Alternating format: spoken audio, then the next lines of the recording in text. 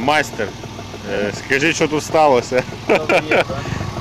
Тут сталося, блядь, як співав Віктор Цой, і странний стук зовет в дорогу. Це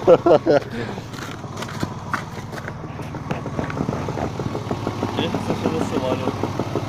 Та щоб не відпали ці пластмаски, сам те село, блін. Тюнінг, так має бути.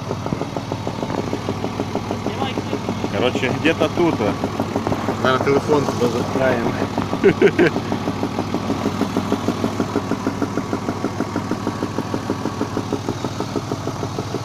Зараз будемо дивитися.